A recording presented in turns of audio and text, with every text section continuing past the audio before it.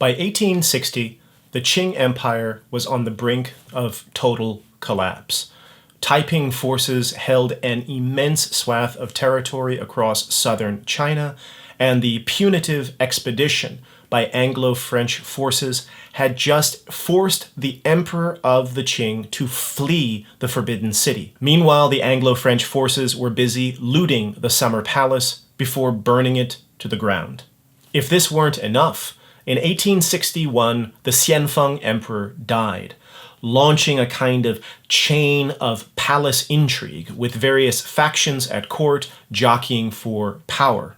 It was within this crisis, through palace machinations and, in effect, a coup d'etat, three of the most influential Chinese statesmen and stateswomen took control of Beijing and launched a crash modernization program known as the Meiji Restoration. These were Prince Gong, the brother of the deceased Xianfeng emperor, the Grand Counselor Wenxiang, and one of the most brilliant political minds in modern history, the Empress Dowager Cixi. Although this reform period is known as the Meiji Restoration, named after the Meiji Emperor, who ascends to the throne in 1861, he was 5 years old at the time. And so the de facto heads of state and of the Restoration were these three individuals.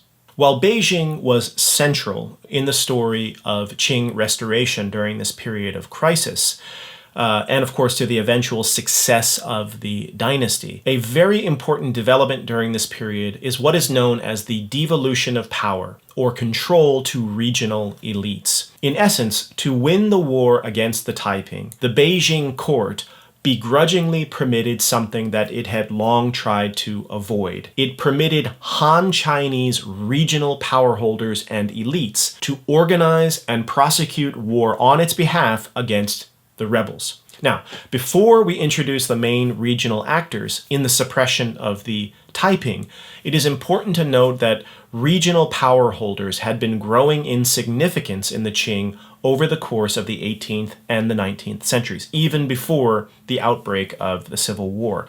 So this is to say, the Taiping Civil War did not in and of itself trigger the growth of regional power holders. Rather, it formalized this process. It formalized a process that was already underway. So as you remember from the previous video, a long-standing practice within Qing governance, and also Ming governance before that, was for the court to rely heavily on local non-state actors in order to fulfill the necessary functions of maintaining empire. And this, again, is that practice that Philip Huang, a professor at UCLA, has called centralized minimalism. Over the course of the 18th and 19th centuries, during this period of massive demographic growth, massive economic growth, and economic unrest, it was kind of a survival strategy in many localities who were trying to protect themselves against the uncertainty of the world. For example, protecting themselves against roaming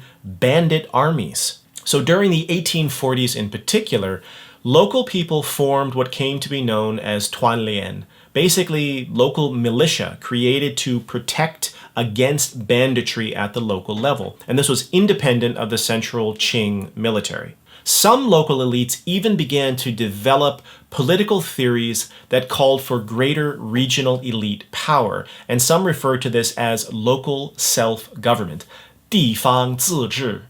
Among other things, they called for the relaxation of that law I mentioned in the previous video, the law of avoidance. And this is the law that prevented officials from being appointed to their hometowns. They wanted this law to be relaxed and perhaps abolished.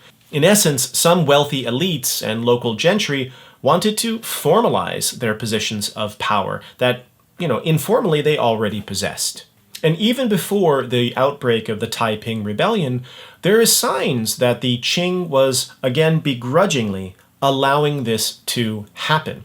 The Qing was highly aware of its own military limitations. For one, the banner forces that I discussed earlier in the conquest of the Ming in 1644 and then the conquest of the South over the subsequent 5 decades had fallen into disuse and corruption and effectively was not a military force of any meaningful power by that point.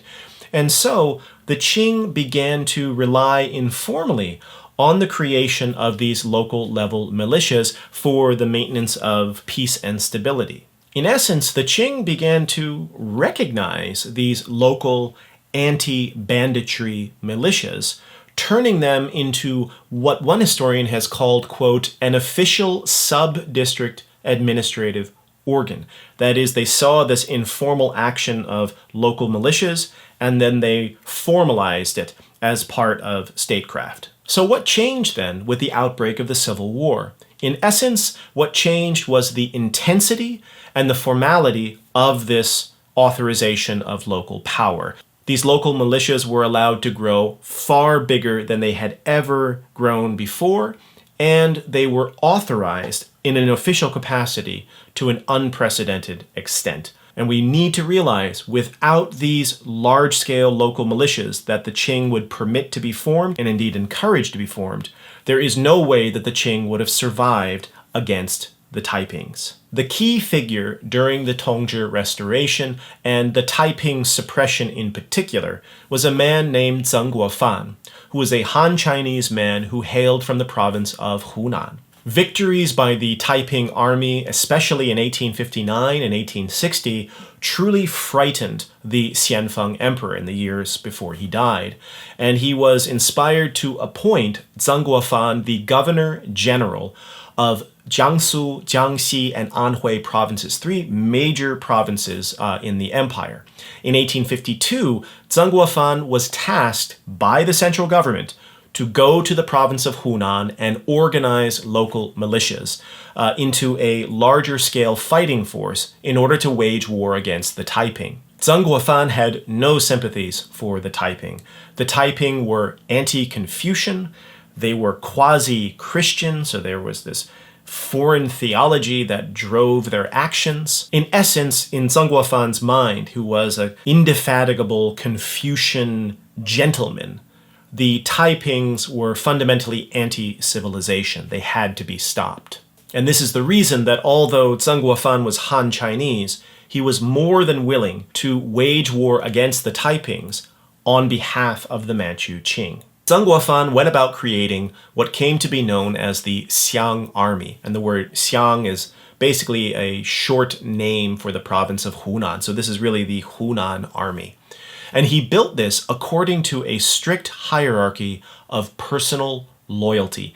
His second-in-commands were directly loyal not to the Qing, but to him.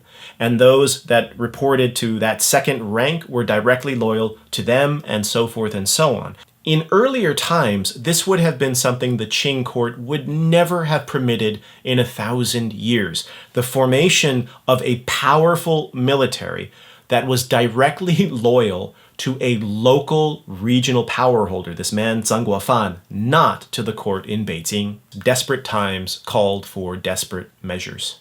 And the Hunan army was not the only regional army to be formed. Zeng was also tasked with authorizing other regional leaders in the area, figures such as Zuo Zongtang and Li Hongzhang, to form their own regional armies as well. These efforts began to bear fruit rather quickly. In 1862, the Taipings were starting to splinter, and one Taiping stronghold after the other were retaken by these regional militia. This would culminate in one of the bloodiest campaigns of the war, the campaign to recapture the city of Nanjing, which the Taiping still held as their capital. In 1864, the Taiping capital fell, and what ensued was wholesale massacre, accompanied by mass suicides of those Taiping rebels who chose to die rather than surrender.